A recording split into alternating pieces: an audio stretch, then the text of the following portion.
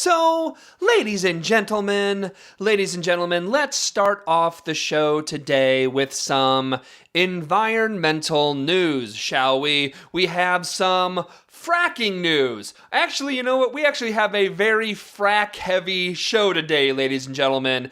As you heard in the intro, we'll be talking with Mike Ludwig about fracking the bloody ocean. Because fracking on the land isn't bad enough, apparently now we have to frack the bloody ocean. But we'll be getting to that later. That's later on in the show. But we'll start off now with a land fracking story. So there's this crazy story out of Pennsylvania. It's reported on in the Pittsburgh Post-Gazette. And apparently, it's all about this family in western Pennsylvania and their 2011 lawsuit against a fracking company. That's just become public here. Reading from the Pittsburgh Post-Gazette, quote, "The Filipowicz, who had been longtime critics of shale gas drilling, claimed that Marcellus shale gas development, including 4 wells, gas compressor stations, and a 3-acre water impoundment adjacent to their 10-acre farm in Mount Pleasant, Washington County, damaged their property value and their health, including that of their 7-year-old daughter and 10-year-old son. They said air and water contaminants caused them to experience burning eyes, sore throats, headaches, and earaches, and contaminated their water supply." End quote. So this family in Pennsylvania lived near a fracking site, and very similar to what happens to many people near fracking sites, they had their land contaminated, they had their air contaminated, they had their water contaminated, they had their very health threatened, and so what they did is they sued the fracking company. And so eventually they reach a settlement with this company. Part of the settlement, the family got $750,000 to relocate, to up and move, to leave their farm. They got $750,000 to relocate. In exchange for the money, a gag order was placed on the family. But here's the deal, and this is where it gets really, really weird and really, really different, and different from other cases like this. Apparently, folks, the gag order did not just apply to the parents, but the gag order applied to their 7-year-old child and 10-year-old child as well. I wish I was kidding, but I'm not. It applied to their kids, their 7 and 10-year-old kids. The settlement barred them and their children from ever speaking, quote, in any fashion whatsoever about Marcellus shale / fracking activities, end quote. And here's the deal. It's not just about the company. It's not just about this specific company. It's not just about this specific settlement, this specific case. They are barred about speaking about fracking in general. In the transcript, it is very, very clear. It is very clear that the parents were worried about the health of their children, and they wanted this money to relocate their kids away from this horrible health hazard as fast as humanly possible. But it's clear the parents knew that this was nuts. In the transcript, the mother said, quote, "My concern is that they're minors. I'm not quite sure I fully understand. We know we're signing our silence forever, but how is this taking away our children's rights being minors now? I mean, my daughter is turning 7 today. My son is 10, end quote. The father told the court, quote, "They're going to be among other children that are children of people within this industry, and they're going to be around it every day of their life. That if in turn they say one of the illegal words when they're outside of our guardianship, we're going to have difficulty controlling that. We can tell them they cannot say this, they cannot say that, but if on the playground," end quote. Again, just the whole idea here, illegal words like fracking. fracking is an illegal word, that these 7 and 10-year-old kids will not be able to talk about fracking or the company that poisoned them ever.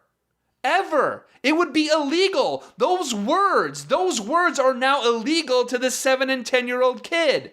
You know, it makes sense. It makes sense that the parents might be concerned about that their children, they might be concerned about what their children might say at some point. So let's ask, what did the company's lawyers say to the parents' concerns? What did they say to that logic? The logic that these are children, that this is a 7-year-old child and a 10-year-old child, and try as one might, you really cannot control what a small child might say 24 hours a day. In fact, in my experience, the fastest way to make sure a child does say something is to tell them specifically not to say it. How did the company's lawyer respond to that logic, respond to those concerns?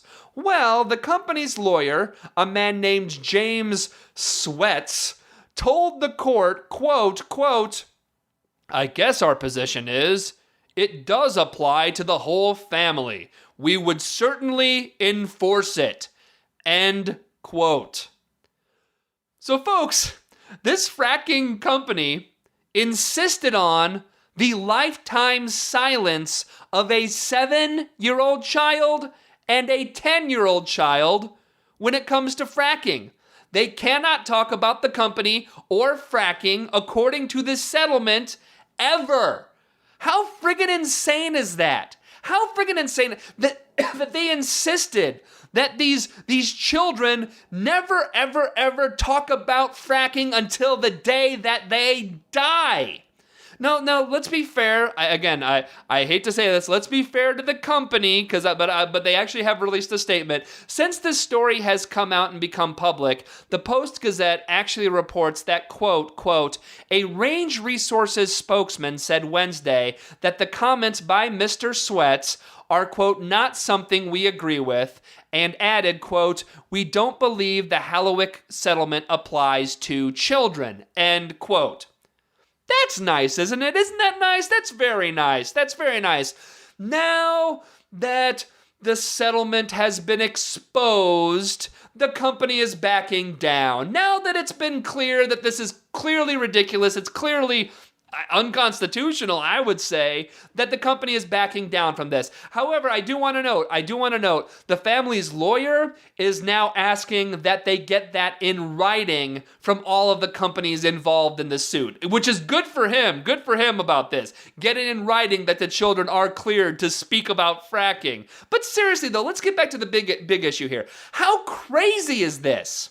How crazy is it that this company did this?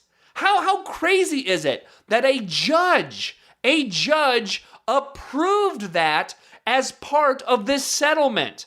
And again, I want to be clear. I do not blame the parents in this situation. Again, if you read some of the transcripts from the court cases, they were very, very clearly trying to get their kids out of a very dangerous situation that could cause dangerous health problems for the rest of the kids' lives. They were trying to save their children here. But just think about this. If this hadn't come out, if this story hadn't come out, this embarrassing, ridiculous scenario hadn't come out, do any of us really think that it's out of the realm of possibility that, I don't know, say 10 years down the road, say 15 years down the road, say when one of these kids is now 18, 20, 24, 25, say one of these kids goes to an anti-fracking rally? Do you really tell me that you would be shocked if this company tried to get the settlement money back? Would you be shocked? Of course you wouldn't. You know why? Because the company insisted on it. They insisted on the children being part of the settlement. A 7 and 10-year-old kid. And now, look, they've been shamed out of it. And that's great. That's wonderful. I'm glad they've been shamed out of it. Again, a lawyer for the family, get it in writing. Make sure you get that in writing. But still, Forget about the kids for a second. Forget about the children for a second here. How crazy is it? How insane is it that the parents aren't allowed to talk about fracking for the rest of their lives? Look, it's one thing if they're not allowed to talk about the details of this one specific case, about this one specific lawsuit, but the fact that they're not allowed to talk about the entire issue, the entire action of fracking for the rest of their lives, that corporations have that much power, not even that much power, that corporations have that much gall to ask for a lifetime's worth of silence on an actual action, an actual thing that happens every single solitary day, that they have the gall to demand silence on a physical activity that happens on this planet. They have the gall to demand silence and they receive it? That they have the gall to demand it and some judge approves it? Again, not even for the kids, but the fact that the adults can no longer talk about fracking for the rest of their lives. Man, that is frightening enough. We'll be right back.